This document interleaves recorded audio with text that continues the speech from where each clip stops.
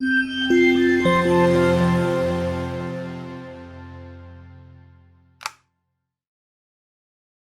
right, guys, welcome back. So next we are going to talk about a periodic tenancy. What is it and what are the risks of having one? Please excuse me, I have a lot of notes here. So if I'm looking down, I'm just trying to remind myself of everything that I have written down because it is a lot. So first and foremost, what is a periodic tenancy? I kind of mentioned it earlier, but per the RTA, the definition is a periodic tenancy renews or continues weekly, monthly, or yearly without notice. So how is this different than a fixed term? So if a landlord has a lease that is set for a fixed term with an agreement in the lease that says this agreement shall continue month to month hereafter, this is a fixed term tenancy and then is converted into a periodic tenancy, and it's converted into a month to month tenancy. So a fixed term tenancy, as I mentioned earlier, is when you have a lease agreement that goes until a specific date. And then every party always understands that that is the end date of the lease. Either the owner is taking back the property and is going to re-rent it, the tenant is going to move out, or the property is going up for sale. At the end of the day, that date is the date that the tenant is supposed to move out of the property. That is a fixed term tenancy. A periodic tenancy does not have a date. So a periodic tenancy, a month-to-month periodic tenancy, means that the landlord needs to give the tenant notice if the tenant needs to vacate. And again, the tenant then needs to give the landlord notice if they're going to vacate. So it's a little bit different, and we're going to dive into a little more detail on how that impacts a landlord. So the second thing is there's implied consent involved in this. So if a landlord has a fixed term agreement with a tenant, and after that term, there's no agreement, there's no written agreement, I should say, that sets another fixed term extension, and there's nothing in writing, it's just kind of a handshake agreement, or it's just, a phone call conversation or a text message, and the tenant sends rent in the next month, and the landlord accepts it, that's what's called implied consent, because nothing's really changed. You haven't written anything up. The tenant hasn't moved out. The landlord hasn't told the tenant to move out. So the tenant pays the rent and then the landlord accepts it. So that is implied consent. And then that lease is then transferred over to a month-to-month tenancy. And I don't think a lot of people understand that. So that's a big difference between a fixed term and a periodic term. So you need to understand that you need to reach out to your tenant and you need to decide if you want a fixed term or a periodic. And you need to understand what are the implications of that and how does that affect my long term?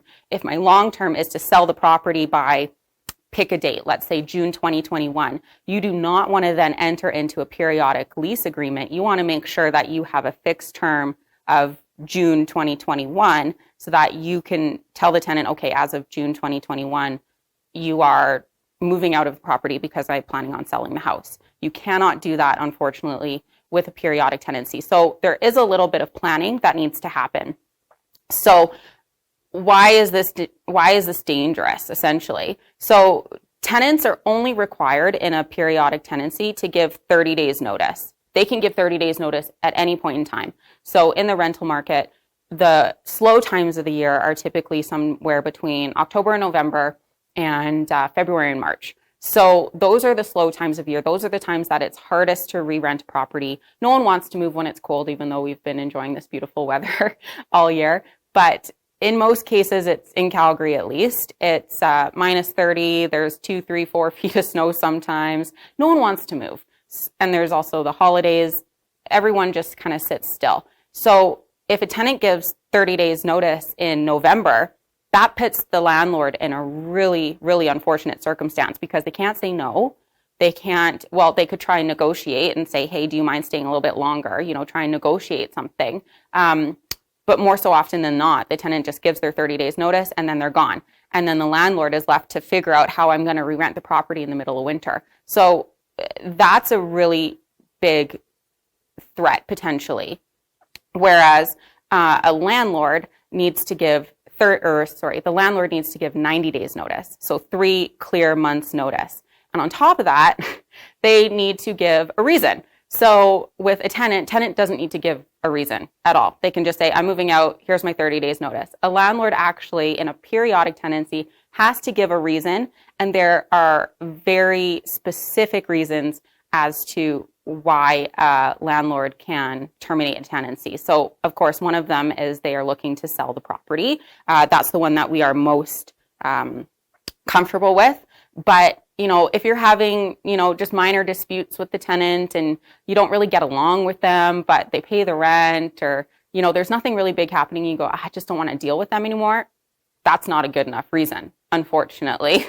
So, that's something that you also need to consider. So another thing is that if a landlord needs to do major renovations and the property needs to be empty to do this in a periodic tenancy, the landlord technically has to give 1 year of notice. So if your client or you're a landlord yourself and you have a periodic tenancy and you want to do major renovations, you want to gut the kitchen, gut the bathrooms, and you can't do that when someone's living in the property and you're in a periodic tenancy, you actually have to give a year's worth of notice to the tenant. Now, does the tenant need to take an entire year? Definitely not. But you are obligated to give 1 year's worth of notice to a tenant if you want to do any major renovations. So, and that's per the RTA. There's no way of getting around that. So if you want to end a periodic tenancy as a landlord, you can either end it because of a substantial breach. So a substantial breach means the tenant has not fulfilled their obligations per the lease agreement. The most common one, of course, is non-payment of rent. And then you get into evictions, which I'm going to be talking about next time I'm on CIR Live. But if they have not committed a substantial breach of the contract, I'm going to list off a bunch of things here, so you're going to have to bear with me. The landlord can only end a periodic tenancy for the following reasons. So the landlord or the relative is planning on moving into the property. The landlord has sold the property, which we already know. The landlord has sold a condominium or a semi-detached dwelling, something like that. So again, selling the property. The landlord intends to demolish the building. The landlord intends to use the premises for non-residential use, such as business purposes. So if you decide to convert your house into a commercial building, a flower shop, tattoo shop, anything like that, that would be a substantial cause. And the landlord is an educational institution and the tenant is no longer a student and will no longer be a student. So 99% of the time that won't apply to you, but these are very specific reasons why a landlord can only terminate a contract. So essentially it means that a landlord can't terminate a periodic tenancy without either a substantial breach. But if the tenant hasn't committed a substantial breach, the tenancy can't be terminated. So the only thing that the landlord can really do is provide 90 days notice and increase the rent. So you can only increase the rent in general, doesn't matter if it's fixed term, periodic, doesn't matter. In Alberta, you can only increase the rent once every 365 days. So again, it doesn't matter if you're on a fixed term lease or a periodic tenancy, you can only increase the rent once. So you have to be mindful of that. But if you've never increased the rent, you can say, okay, here's your 90 days notice. I'm increasing your rent to X. Now, I guess you could increase it exponentially if you really wanted them out. But if you're just looking for a little bit more money, you can increase the rent. Now, the tenant then has the option to either accept the rental increase or they can decline it and then they can move out within those 90 days. So that is the only thing that can protect you in ending a periodic tenancy. Now, if you've just increased the rent 6 months ago, unfortunately, there's nothing you can do then. You have to then wait another 6 months to get through that 1 full year cycle to then say, okay, I'm increasing my rent. Or you might just say, I want to sell the property, or I have a brother or a sister that's moving into the property. So why is a fixed term better than a periodic tenancy. If it isn't already clear enough for you, why a fixed term tenancy is just overall better for your rental property. Just as a side note, we as CIR Property Management, we always do fixed term leases and we always do fixed term renewals. So we will never enter into a periodic tenancy, specifically for all of the reasons that I've just noted here. It just puts a huge risk. So some of the reasons why fixed term tenancy is better is it gives you the security and the peace of mind knowing that the rent will be coming in for that entire term of the agreement. It can also mean that you're getting better tenants. Tenants are willing to sign fixed term contracts. They want, good, stable homes. They want something that's stable and that they can settle into. They're also more likely to look after the property. Now, these are, there's caveats here and there, but overall speaking, they're more likely to look after the property if they're in a fixed term. Fixed term tenancies also result typically in less vacancies, which is really nice, than periodic tenancies, which means lower turnover, which means lower cost to you, which means less time that you're spending trying to find new tenants and advertising costs. And it also reduces the amount of wear and tear on a property. I'm sure you guys know when you're moving into a property, moving out to a property, there's going to be marks and dings and scratches and scuffs, especially if you're dealing with staircases or big couches and things like that. And then, you have to do paint touch-ups and everything like that. So there's a lot less wear and tear because that turnover is a lot smaller. So as a tenancy is reviewed at the end of a fixed period, it gives you a logical time to schedule the increase. So if you know that you're going into if you're coming to the end of your fixed term tenancy, you can say, okay, I'm coming to the end. I know that the market says I can increase my rent by $75. I know that that is what I want to do. And then at that point, you know that you can do a scheduled increase. And if the tenant says no, then they move out and you re-advertise for $75 more, maybe $100 more, who knows? But then it becomes a term of negotiation and you can usually wiggle your way into something that becomes mutually agreeable, especially if you have good tenants and you want to keep them.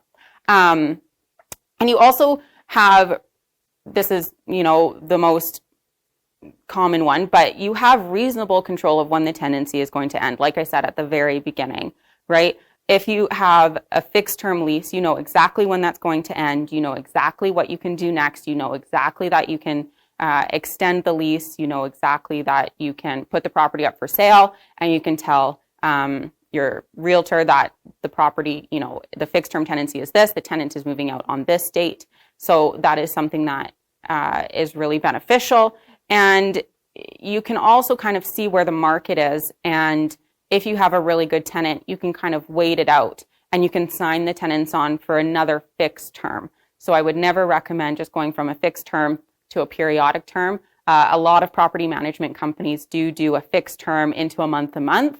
Again, CIR, I personally don't believe in that. I would like to give my clients fixed terms for everything so that everyone is super clear on when the lease is going to either end or extend. And it gives everyone a really good understanding of, where to next. So I would also recommend that you are reaching out to your tenants about, I would say 6 to 8 weeks before the end of the lease. So if your lease is ending, let's say your lease is ending March 2021, I would reach out to your tenants now or even last week and try and get an answer out of them and try and, see if you can come to either an extension or if they're going to be ending their lease, because a landlord can then start advertising 30 days before. So you have that time to start advertising the property, getting the property ready, and starting to, plan ahead. And if you plan on selling the property, you can start chatting with different people. You can start making those arrangements for doing some upgrades as well, because you have a fixed timeline. So again, 6 to 8 weeks. What did I say? 6 to 8 weeks. Sorry, that would put you at the end of February. Yeah. So I would start, not March. I think I said March. But if you have a tenant that's ending at the end of February, I would start reaching out now. Typically we reach out, even last week or the week before, try and get an idea and start making those negotiations, because negotiations sometimes are super quick, super easy. If the tenants are good, they want to stay, you don't want to increase the rent, you're happy, they're happy. You put a simple document together saying we're extending for another fixed term of 2 months, 6 months, 8 months, a year, doesn't matter, whatever you guys have agreed to, and you both sign it, and you're off to the races. So sometimes it's really quick and simple. Sometimes it's a little more complicated. Sometimes tenants say, well, I'm thinking about buying a house. I don't want to sign another lease. Stuff happens, stuff comes up, but you want to give yourself enough time to make those negotiations, come to an agreement before the start of those last 30 days of tenancy. Because if the tenant decides that they are moving out, or you're deciding that they are moving out, you need to make that arrangement so that there's that 30 days notice so that you can start re-advertising the property and getting the property up for rent. So that is the long version of what a periodic tenancy is and the risks involved. I hope I didn't bore you too much. I want to thank you guys for tuning in, and we will see you next Monday. Have a great week.